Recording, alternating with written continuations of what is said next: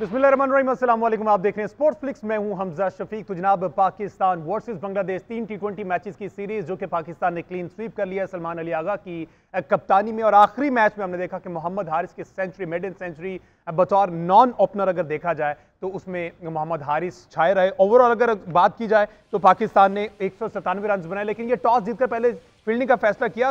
196 run Bangladesh की जानिब से बनाए गए। ये हमने देखा पिछले दोनों मैचेस 201 का रन जो है, एक रन का अंबार बोर्ड पर सजा, लेकिन कल 196 हमने देखा। लेकिन स्टार्ट जिस तरह से तंजीद हुसैन और हुसैन इमॉन ने लिया 42 और 66 रन की इनिंग, उसके बाद ऐसा लगा कि जनाब पाकिस्तान ये शायद ये मैच हार जाए। और 196 जब बोर्ड पर सज गए तो चेज करना डेफिनेटली एक बड़ा टारगेट मुश्किल होता है। लेकिन क्रेडिट गोज टू दिखा कि साइम अयूब और 107 रन की मोहम्मद हारिस इनिंग्स के लिए, जिसकी वजह से पाकिस्तान ये टारगेट अचीव करने में कामयाब हुआ है। इसके साथ साथ दीगर खबरें भी जो है क्रिकेट के वाले से शामिल करेंगे। आज स्टूडियोज में हमारे साथ एक स्पेशल गेस्ट मौजूद हैं, इंटरनेशनल क्रिकेटर हैं, फास्ट बॉलर हैं, जो कि अब यूएई से खेलते हैं। एक ख्वाब लिए पाकिस्तान की तरफ से पाकिस्तान की ग्रीन शर्ट पहनना और उस स्टार को वेयर करना, एक उम्मीद लिए, लेकिन पाकिस्तान में चांस ना मिला। लेकिन अब यूएई की नेशनल टीम में इस तरह से परफॉर्म कर रहे हैं कि डेफिनेटली पीसीबी अब कहीं ना कहीं पछताता। अगर काश ये हीरा जो है हमने तब उस वक्त गवाया ना होता। ये बात है 2016 की, जब यहां से दिल बर्दाश्त होकर उन्होंने यूएई का रुख किया और वहां पर मेहनत करके आज यूएई की इंटरनेशनल टीम में बतौर फास्ट बॉलर खेल रहे हैं। अभी बांग्लादेश सीरीज जो हुई उसमें 2-1 से यूएई ने ये सीरीज अपने नाम की, उसमें भी इनका खासा हाथ था। तो हमारे साथ स्टूडियोज में मौजूद हैं राजा आकिफुल्लाह और इसके साथ में सही ने ज्वाइन किया है। वेलकम बोथ ऑफ यू जी। आकिब भाई बहुत शुक्रिया पहले तो आपकी आमद का, आप यहाँ पर आए। इस मैच पर आपका कमेंट मैं चाहूंगा क्योंकि इससे बहुत अभी रिसेंटली आपने सीरीज खेली बांग्लादेश से, 2-1 से जीती, पाकिस्तान ने सीरीज 3-1 से जीती। क्या लगा आपको? यूएई को तो कुछ समझा ही नहीं जाता, अभी न्यू बॉर्न बेबी के तौर पे लिया जाता है क्रिकेट के हवाले से। तो बांग्लादेश जैसी तगड़ी टीम जिसने एक दफा इंडिया को भी हराया हुआ, पाकिस्तान को वाइट वॉश करके गए में पाकिस्तान में, और दीगर बड़ी जो कंट्रीज है उनको हराया है, उनको हराकर एक तो आपकी कैसी फीलिंग थी? प्लस ये बताइएगा कि यूएई की टीम किस तरह से मेहनत कर रही है कि बड़े लेवल पर कम्पीट करे। बिस्मिल्लाहिर्रहमानिर्रहीम। फ़र्स्ट ऑफ ऑल तो ये है कि लोग हमें जो है वो ऐसे लेते हैं कि हम जैसे यूएई, मेरा ये ख्याल है कि एक T20 की बहुत अच्छी टीम है। अच्छा। क्योंकि हमने आयरलैंड को भी, जब मेरा डेब्यू हुआ था हाँ। तो हमने आयरलैंड को भी सीरीज़ हराई थी, वो भी टेस्ट नेशन है। फिर हमने जो है अल्हम्दुलिल्लाह अफगानिस्तान को 2 सीरीज़ में एक मैच 2 दफ़ा हराया है, फिर न्यूजीलैंड को हराया है, और इस दफ़ा फर्स्ट मतलब बांग्लादेश जैसी टीम को अल्हम्दुलिल्लाह हमने सीरीज़ हराई है। तो अल्हम्दुलिल्लाह मेरे ख्याल में हम T20 में बहुत अच्छे हैं। तो मेरा ख्याल है कि हम इंशाल्लाह कहीं भी आगे, जिस तरह एशिया कप में क्वालिफाई करेंगे तो हम किसी भी टीम को हरा सकते हैं इंशाल्लाह। अच्छा, एशिया कप में क्वालिफाई हो चुका है यूएई का या अभी क्वालिफाई राउंड होना है? नहीं, हम क्वालिफाई कर चुके हैं। हाँ जी, हम क्वालिफाइड। ये जो अभी अगस्त सितंबर में एशिया कप होना है उसमें यूएई की टीम हमें खेलती हुई दिखाई देगी, हमारा सही साहब? जी हाँ, देखें इसमें जिस तरह से उन्होंने कहा है, मैं सबसे पहली बात तो ये है कि कोई भी टीम जो है ना, मतलब आप जिस तरह बांग्लादेश की बात कर रहे हैं, कोई भी टीम T20 में ख़ास तौर पर, मतलब आप ये नहीं कह सकते कि आप डाउन एंड आउट उसको करार दें और ये कहें कि कोई T20 एक ऐसा फॉर्मेट है कि जिसमें सबसे ज़्यादा मार्जिन होता है अपसेट्स करने का। और यूएई की टीम का जो ट्रैक है, मतलब अगर हम देखें तो जितने भी आईसीसी के इवेंट्स होते हैं उसमें भी हमें कहीं ना कहीं नज़र आते हैं। और सबसे इंपॉर्टेंट बात यह है कि जो क्रिकेट का इंफ्रास्ट्रक्चर है यूएई के अंदर, वो भी बहुत ज़्यादा काबिल तारीफ़ है, जिसकी वजह से प्लेयर्स को जो है मौके मिलते हैं।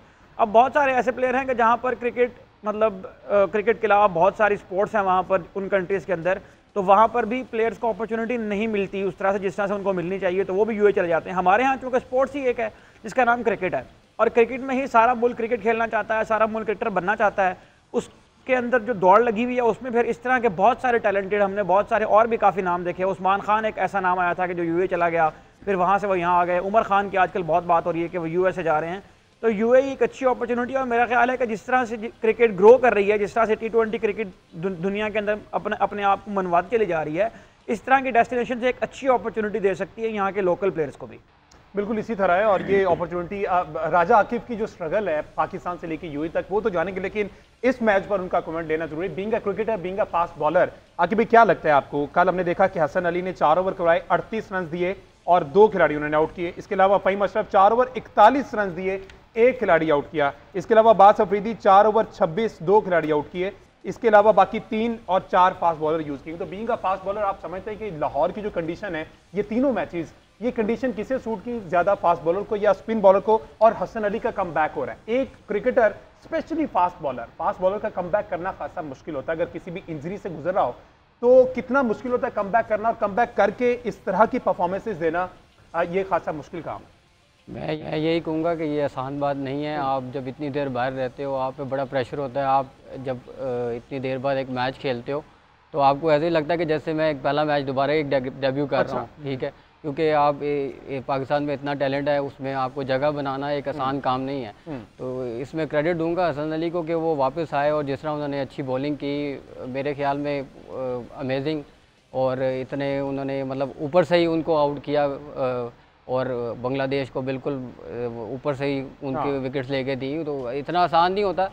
तो ये क्रेडिट जाता है हसन अली को कि उन्होंने अपनी मेहनत नहीं छोड़ी और जो है वो मतलब गिव अप नहीं किया। जहाँ भी देखा है उन्होंने मतलब अपना खुशी से और अच्छे तरीके से मतलब यही कहा है कि बस मैं कम बैक करूँगा, और एक अच्छी चीज़ है ये। बिल्कुल ठीक है। अच्छा मसीह साहब, हमने देखा अब ये ट्वीट्स का सिलसिला जा रहा है, किसी के वालिद साहब करता है, किसी के भाई करता है। हसन अली की वाइफ ने ये ट्वीट किया, उन्होंने कहा कि जनाब खामोश रहे, अपने काम से काम रखा, वापस गए एनसीए में और दिन रात मेहनत की और उसका फल जो है हमें मिल गया। हसन अली को इसकी एक तो मैसेज बड़ा क्लियर है कि हर चीज़ सोशल मीडिया पर बोलना, जब आप पे डिप आई है ना, तो हर चीज़ सोशल मीडिया पर डिस्कस करना जरूरी नहीं है। आप में टैलेंट है तो आप वापस जाएं, ग्राउंड में मेहनत करें और कमबैक से अपने साबित करें कि जनाब आप जो है ऑन मेरिट आ रहे हैं। देखें, जहाँ तक ट्वीट्स की बात है तो यकीनन मुझे ये लगता है कि हसन अली की जो वाइफ हैं वो बहुत काबिल एहतराम हैं, ज़ाहिर है, और हसन अली इस मुल्क के स्टार हैं। मुझे ये लगता है कि आप बतौर क्रिकेटिंग नेशन हमारा जो बेंच मार्क है वो ये बनता जा रहा है कि हम बांग्लादेश की टीम को हरा के भी ऐसे सेलिब्रेट करते हैं जैसे हमने शायद को मार लिया हो। कल की भी अगर आप सेलिब्रेशंस देखें, ठीक है, पाकिस्तान ने 3.5 साल के बाद एक क्लीन स्वीप किया है, लेकिन वो टीम एक ऐसी टीम है कि जिसके मतलब उसके जो 3-4 फास्ट बॉलर हैं वो उसमें नहीं थे। सेकंड टियर टीम थी, ऊपर से बांग्लादेश की टीम थी जो आईसीसी रैंकिंग में 9वें नंबर पर है।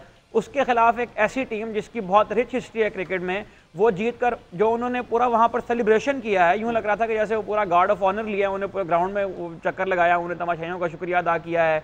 उसके बाद मुझे लगता है कि पीसीबी का जितना भी स्टाफ वहाँ अवेलेबल था वो सारे का सारा वहाँ इकट्ठा हुआ, उन्होंने वहाँ पर ग्रुप फोटो लिया और कल उस क्लीन स्वीप को, बांग्लादेश के खिलाफ क्लीन स्वीप को ऐसे सेलिब्रेट किया जा रहा था कि जैसे हम शायद को आईसीसी की ट्रॉफी जीत गए। ये अच्छा मेरी बात सुनिए ना, जब बांग्लादेश आपको क्लीन स्वीप और वाइट वॉश करके जाता है तब आप उन्हें बड़ी बातें सुनाते हैं, तो अब जब उनका जवाब दिया उन्होंने, ऑल्दो वो टेस्ट क्रिकेट थी, ये T20 फॉर्मेट है, तो क्या खुश होने का हक नहीं? मेरा ख्याल पाकिस्तानी फैन किसी भी तरीके से बिल्कुल ठीक बात नहीं हो सकता, बिल्कुल ठीक बात है आप, लेकिन मैं ये बात कर रहा हूँ कि अगर ये सीरीज होती किसी ऑस्ट्रेलिया की टीम के अगेंस्ट, साउथ अफ्रीका की टीम के अगेंस्ट, वेस्ट इंडीज की टीम के अगेंस्ट अगर होती तो फिर बात अच्छा इस पर आकिब भाई कि हमने अपना बेंचमार्क ये बना लिया कि हम खेलते हैं आयरलैंड, बांग्लादेश, अफगानिस्तान, इन टीमों से, और इनको हराकर हम ऐसे सेलिब्रेट करते हैं जैसे हमने को मार। अच्छा ठीक है, अब being a professional cricketer Aqib भाई कितना जरूरी होता है ये इस तरह की सेलिब्रेशन? आप लोग भी डेफिनेटली करते हैं, कितना जरूरी होता है? जैसे अभी कहा कि बांग्लादेश के खिलाफ जीत के आपने इस तरह की सेलिब्रेशन कर दी है, तो ये कोई मैटर करती है चीज़ें? जैसे आपने आयरलैंड के खिलाफ भी जीता है, आप लोग की टीम ने बांग्लादेश के खिलाफ भी जीता है,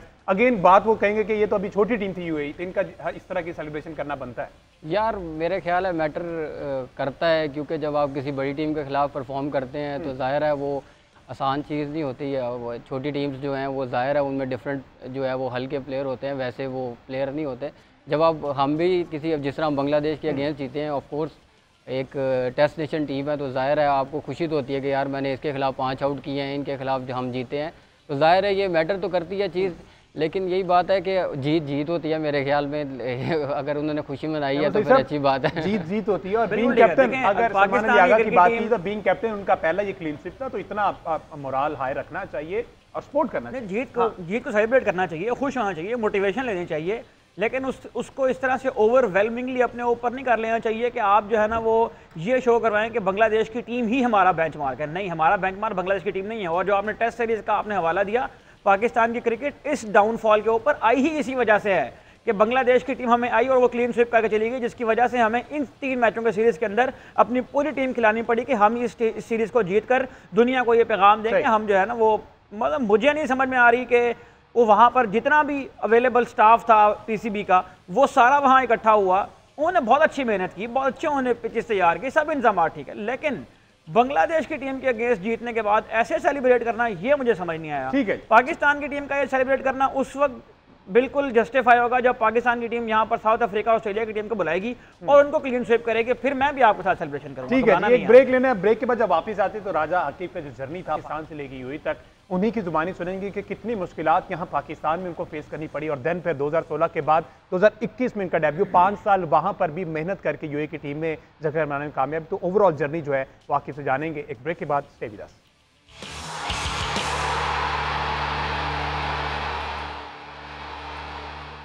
वेलकम बैक जी। बात हो रही पाकिस्तान क्रिकेट के हवाले से और हमारे साथ स्पेशल गेस्ट राजा आकिब मौजूद हैं, यूएई के फास्ट बॉलर। इनसे इनकी जर्नी के बारे में ब्रेक पे जाने से पहले मैंने कहा कि पूछते हैं कि पाकिस्तान 2015-16 की बात है, पाकिस्तान जोड़ा और यूएई का रुख कर लिया। वहां जाकर भी 5 से 6 साल मेहनत करने के बाद यूएई की नेशनल टीम में क्वालिफाई करने के लिए, जगह बनाने के लिए कामयाब हुए। आगे भाई 15-16 की बात है, पाकिस्तान कब आपने खेलना स्टार्ट किया और 2015 तक या 14 तक कब आपने सोचा कि अब जो है ना मेरी जगह यहाँ नहीं बन रही, आफ्टर इतनी परफॉर्मेंस फिर भी यहाँ पर अगर मैं क्लिक नहीं हो रहा तो फिर मुझे यूएई का रुख करना चाहिए? यार मैंने भी वैसे ही जिस तरह आम क्रिकेटर स्टार्ट करते हैं वैसे ही टेप बॉल से स्टार्ट किया था, गली महल्ले से। तो बस वही खेलते खेलते फिर जिस तरह लोग आपको कहते हैं कि यार आप अच्छा खेलते हो, आप खेल सकते हो, फिर क्लब ज्वाइन किया। क्लब के बाद फिर मैंने अंडर 19 डिस्ट्रिक्ट खेली, फिर रीजन खेली अल्हम्दुलिल्लाह, फिर एक मैच खेला फर्स्ट क्लास का। पर इस तरह मतलब कह लें कि इतनी अपॉर्चुनिटी नहीं मिली। एक मैच खेला, फिर उसके बाद जब अगले साल नई सिलेक्शन हुई फर्स्ट क्लास में, तो फिर मैंने सोचा कि यार अभी मतलब एज भी काफ़ी हो गई है तो अभी मूव करना चाहिए, क्योंकि ज़ाहिर है घर से आप कितनी देर सपोर्ट कर ले सकते हो, आप फाइनेंशियली आपको 23-24 साल तक आपको कहीं ना कहीं से स्टेबल होना है। तो फिर मैंने सोचा, फिर मैं विज़िट पे उधर गया था अबू धाबी यूएई। तो उधर जाके बस एक टीम थी एनएमसी, वहाँ से ट्रायल ट्रूल दिए उनसे, फिर उनको अच्छा लगा, फिर उन्होंने जॉब ऑफ़र की। जॉब ऑफ़र करने के बाद जो है वो क्या कहते हैं जॉब प्लस क्रिकेट थी, तो बस वही करते रहे। फिर आपको पता है जब आप किसी और कंट्री से कोई और नेशनैलिटी आप जाती है तो फिर आपको एलिजिबल टाइम होता है। तो उस दौरान ये है कि वहाँ भी जाके आसान नहीं है। रातों को मतलब हम क्रिकेट खेलते थे 3 बजे, फिर सुबह जॉब पे जाना इजी नहीं है। फिर आपको सच बताऊँ तो मतलब मैं अबू धाबी से शारजा ट्रैवल करता था क्रिकेट खेलने के लिए, थोड़े पैसे भी इनकम भी ज़्यादा होती थी, मैच फीस मिल जाती थी और वहाँ थोड़ी क्रिकेट भी अच्छी थी। तो ये है कि मैं आपको वो अपनी जर्नी अब आप पूछ ही रहे हैं। अच्छा, अब ऐसा है ना, आप उस टाइम आपने स्ट्रगल की वो समझ आ गई, लेकिन अब तो क्रिकेट बहुत ज़्यादा है, अब तो वहाँ पर ILT शुरू हो गया है। तो जो अब वहाँ पर लोग जा रहे हैं, और वैसे तो उस्मान खान वो छोड़ के पाकिस्तान है, बट वो ये है कि वो अगेन वही बात के टेस्ट नेशन जो है ना उसका एक कैटेगरी ही अलग है। वो एक ऑनर वाली बात है कि टेस्ट नेशन के लिए प्ले करना, प्लेइंग 11 का, और पाकिस्तान के लिए पूरे जो भी बाहर जाता है ख्वाहिश ये करता है कि वो जो ग्रीन शर्ट है और वो जो स्टार है यहाँ पर दिल पे सजाया जाए। तो ये अब वहाँ पर क्रिकेट होगी, वहाँ पर भी अब आसानी है या अभी भी वहाँ पर मुश्किलात है?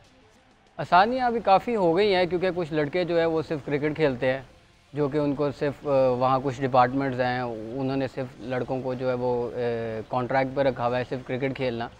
तो आसानियाँ काफ़ी हो गई हैं, लेकिन फिर भी जॉब के साथ कुछ लड़के जो है वो क्रिकेट खेलते हैं, उनके लिए मुश्किल ही है। ज़ाहिर है कि वो उनके लिए टाइम निकालना आसान बात नहीं है, लेकिन ओवरऑल जो है अब काफ़ी बेहतर हो रही है यूएई की क्रिकेट अल्हम्दुलिल्लाह। बेहतर हो रही है। देखिए, सबसे पहले तो मैं जो आपने अभी पूरी अपनी स्टोरी सुनाई है, मैं आपको खराज तहसीन पेश करना चाहता हूँ। ज़ाहिर है आप उन लोगों के लिए रोल मॉडल हैं जो क्रिकेट खेलने के ड्रीम को पूरा करना चाहते हैं किसी ना किसी अंदाज में, और ज़ाहिर है कि पाकिस्तान में वसाइल की भी कमी है। उसके अलावा अगर मैं आपसे पूछूं, आप पाकिस्तान के डोमेस्टिक स्ट्रक्चर के साथ मुंसलिक भी रहे हैं, यकीनन यहाँ पर बहुत ज़्यादा जो है वो एलिमेंट इस बात का भी होता है कि पसंद नापसंद भी होती है, फेवर भी होती है। तो इस तरह के मसाइल का सामना जो है वो जब प्लेयर करते हैं हमारे सर्किट के अंदर, तो इसको किस तरह से ओवरकम किया आपने बतौर एथलीट? क्योंकि ज़ाहिर है मेहनत तो होती है, और जब मेहनत का सिला ना मिले तो फिर ज़ाहिर है कि बंदा इमोशनली भी उससे डिस्टर्ब हो रहा होता है। तो उस सारे फेज़ को किस तरह से आपने देखा? जब स्टार्ट में इधर ऐसे खेलता रहा हूँ तो मतलब काफ़ी जगह पे ऐसे रहा कि जिस तरह हमारी क्लब ओपोजिशन में है, तो ओपोजिशन की वजह से मुझे मैचेस नहीं खिलाए गए, सिलेक्शन हो गई लेकिन नहीं खिलाए गए। फिर रीजन में भी ऐसे ही हुआ, लेकिन ये है कि बस अल्लाह ताला पे यकीन रखा कि और अपनी मेहनत करता रहा, क्योंकि मेरे ख्याल में जो अल्लाह ताला करता है वो बेहतर करता है इंसान के लिए। तो बस ये इसी पे अपनी उम्मीद रखी कि अल्लाह कुछ मतलब क्रिकेट खेलनी है, मेहनत करनी है, क्योंकि आई थिंक क्रिकेटर के हाथ में सिर्फ मेहनत है, क्योंकि ये तो आप कहीं भी दुनिया में चलें तो आप ऐसा होता ही रहता है। तो बस यही सोच के कि यार मेहनत करूँगा, अल्लाह ताला इसका फल देगा इंशाल्लाह।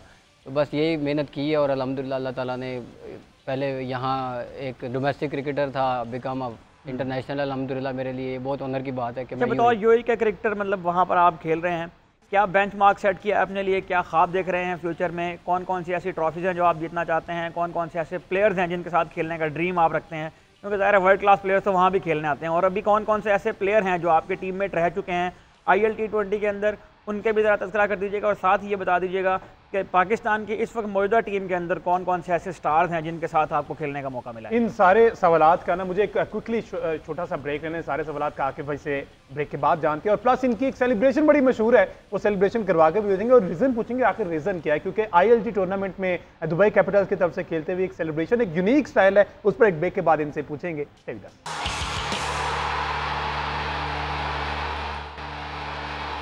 वेलकम बैक जी। बात हो रही है पाकिस्तान क्रिकेट के हवाले से और हम गुफ्तगू कर रहे थे राजा आकिब UAE के जो फास्ट बॉलर हैं, उनकी स्ट्रगल आपने देखी, जर्नी देखी पाकिस्तान से UAE तक की उन्होंने बताई।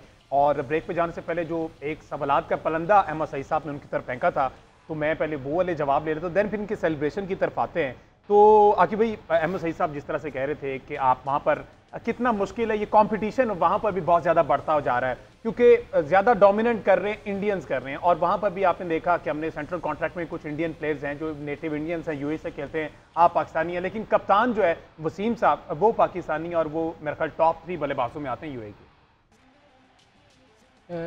वसीम वेरी गुड बैट्समैन है, मेरे ख्याल में अच्छी एवरेज है उसकी T20 की, और भी पाकिस्तानी बहुत सारे ऐसे प्लेयर हैं, आसिफ है, और नए लड़कों में भी 19-20 साल के लड़के हैं, एक लड़का रोहित है, अभी हैदर का डेब्यू हुआ है, वो भी फर्स्ट क्लास यहाँ से खेल के गया है। तो बहुत सारे ऐसे क्रिकेटर्स हैं। और जो भाईजान ने बात की थी कि आप किस किस प्लेयर्स के साथ खेले हैं वहाँ, मैं सोच भी नहीं सकता था। ILT की वजह से मैं यूसुफ भाई के साथ खेला हूँ, यूसुफ पठान के साथ पहले साल, रॉबिनो थप्पा मेरे साथ थे, फिर लास्ट ईयर वार्नर हमारा कप्तान था, और मतलब बहुत से ऐसे प्लेयर हैं जिनके साथ ड्रेसिंग रूम शेयर किया। और मेरे ख्याल में ILT ने जो हमें एक एक्सपोजर दिया है, और उसकी वजह से हमारे मतलब दूसरी लीग्स में भी नाम आ रहे हैं अल्हम्दुलिल्लाह, और प्लेयरों को अभी UAE के प्लेयरों को लोगों ने जानना शुरू कर दिया, तो इससे बहुत फ़ायदा हुआ हमें ILT की वजह से। अच्छा, ILT की वजह से फ़ायदा तो हुआ है कि अब जो मुआवजा है, जो पैसे मिलते हैं, वो आप समझते हैं कि दीगर लीग के करीब मिलते हैं या फिर उतने, क्योंकि इनको फाइनेंशियली जो सपोर्ट है मेरे ख्याल वो सारी की सारी इंडिया से हो रही है। फाइनेंशियली जो है मेरे ख्याल में ILT ने UAE के प्लेयर को बहुत ज़्यादा बेनिफिट दिया, फ़ायदा हुआ है, जो कि पहले इतना नहीं था मेरे ख्याल में कॉन्ट्रैक्ट्स की वजह से। लेकिन ये है कि ILT के आने की वजह से जो UAE के प्लेयर हैं वो फाइनेंशियली भी काफ़ी सेटल्ड हैं अल्हम्दुलिल्लाह भी। अच्छा, वो सेलिब्रेशन, वो बड़ी बात हो रही थी, वो सेलिब्रेशन के पीछे क्या कहानी है? वो जो आप फेस पे ऐसे हाथ रख लेते हैं और ऊपर की तरफ ऐसे इशारा करके आउट करते हैं, वो क्या स्टोरी है उसके पीछे? क्योंकि बहुत सारी इंडिया में इसकी बड़ी बातें होती रही हैं, और अभी जो बांग्लादेश के सीरीज जीत के आपने एक अलग से ये वाला एक बनाया हुआ था, बाकी सारे और किसी तरह सेलिब्रेट कर रहे थे, वो एक पिक्चर बड़ी वायरल हुई। आप सेलिब्रेशन वो ऐसे थी कि मैं डोमेस्टिक का एक मैच खेल रहा था। अच्छा। तो वो एक लड़के को आउट किया, वो मुझे कोई समझ नहीं आई कि मैं क्या करूं, एक होता है, तो बाद में मैंने ऐसे करके कर दिया, तो वो आगे से मेरे लड़ने लग पड़ा। अच्छा। तो आपको पता है जिस तरह हम टिपिकल हमारी माएँ होती हैं, वो उन्होंने कहा कि फ़ोन किया रात को, मैंने कॉल पे बात हो रही थी, तो उन्होंने कहा बेटा आप क्या ये उधर लड़ाई झगड़े कर रहे हो, लाइव मैच आ रहा है, आप क्यों ऐसे है, वो आपको मारेगा ये करेगा। तो मैंने कहा नहीं माँ जी ऐसे नहीं होता है इधर। तो उन्होंने कहा बेटा आप ऐसे करो कि बस बॉल और बैट से जवाब दिया करो, उससे लड़ाई लड़ो। तो फिर अगले दिन मैं गया, मुझे मैच वालों ने उसी दिन मैच वालों ने भी फ़ाइन किया कि भाई आप ऐसे ऐसे है, तो मैच रेफरी ने। तो मैं अगले दिन गया, फिर जब मैंने आउट किया तो फिर मैंने अपने ऐसे मुंह पे हाथ रखा और मैंने कहा silence is not empty, it's full of answers. तो वो बस तब से सेलिब्रेशन मेरी वो बन गई है। तो वो अभी जो है ILT में की, तो वो फिर उन्होंने पूरा इस पे आर्टिकल वगैरह ये वो लिखा, तो उसको देख वो एक पहचान बन गई। अच्छा, एंड पर आपसे सिर्फ मैं ये जानना चाहूँगा एक मैसेज, अब वो प्लेयर्स जो यहाँ पाकिस्तान के ये पूरे इंफ्रास्ट्रक्चर पर मेहनत कर रहे हैं और कोशिश कर रहे हैं कि पाकिस्तान खेल जाए, उनके लिए एक मैसेज, और ये जो छोड़ के यहाँ पर हमने देखा USA, अफ्रीका, जिम्बाब्वे यहाँ जा रहे हैं, उनके लिए एक मैसेज, क्या वहाँ की क्रिकेट ज़्यादा आसान है, वहाँ जाकर खेलना एज ओवरसीज़ और पाकिस्तान का टैग अगर आपको लगा, या फिर यहाँ मेहनत करना बेहतर? ये मेरे ख्याल में तो ये है कि आपको अपना आप पता होता है, आप जितनी मेहनत करते हो आपको जो है वो आइडिया हो जाता है कि आप यहाँ खेल सकते हो या नहीं खेल सकते। अगर आपको यहाँ अपॉर्चुनिटी नहीं मिल रही तो ऑब्वियसली आपको टाइम वेस्ट करना नहीं चाहिए। दूसरी कंट्रीज़ में भी क्रिकेट है, अगर आप ये समझते हो कि आप वहाँ जाके खेल सकते हो, क्योंकि ज़ाहिर है आपको एट दी एंड फाइनेंशियली आपको प्रॉब्लम होनी है, आपने कमाना ही है किसी तरह भी, चाहे वो काम करना है चाहे वो क्रिकेट खेलनी है। जैसे हम प्रोफेशनल एज अ क्रिकेटर वहाँ अर्निंग इसी चीज़ से करते हैं, तो अगर आपको लगता है, क्योंकि आपको ये चंद सालों में पता चल जाता है कि आप खेल सकते हो या नहीं खेल सकते। हर इंसान का तो यही एम होता है कि मैं पाकिस्तान खेलूं, लेकिन अगर आपको नई अपॉर्चुनिटी मिल रही तो आपको चांस लेना चाहिए। ठीक है जी, और ये एक मैसेज है पीसीबी पाकिस्तान क्रिकेट बोर्ड के लिए कि जो टैलेंट है ऑन मेरिट जिनका बनता है उनको जगह देनी चाहिए। और अभी तो आसिफ अली जरदारी प्रेसिडेंट, उन्होंने भी कह दिया कि पॉलिटिक्स आप मत करें, वो हमारा काम है, हम पे छोड़ दें, आप सिर्फ क्रिकेट पर फोकस करें। और एक लाउड एंड क्लियर मैसेज था जो कि नकवी साहब भी वहां पर मौजूद थे। तो पॉलिटिक्स को क्रिकेट से दूर रखा जाए और यही इस गेम का हुस्न है, जिसका जहां पर मेरिट बनता है उसको जगह दी जाए, ताकि वो पाकिस्तान छोड़कर किसी दूसरे ममालिक से खेलने पर मजबूर ना हो। मुझे दीजिए इजाजत, अल्लाह हाफ़िज़।